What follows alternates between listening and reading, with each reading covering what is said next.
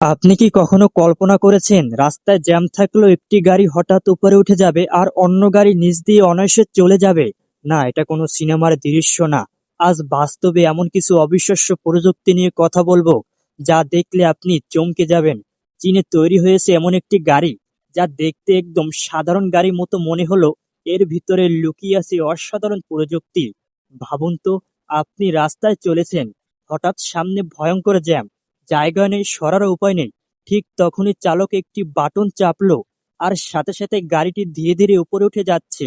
মাটি থেকে একটু উপরে ভেসে দাঁড়িয়ে গেল গাড়িটি, যেন ভবিষ্যতে কোনো রোবটের গাড়ি।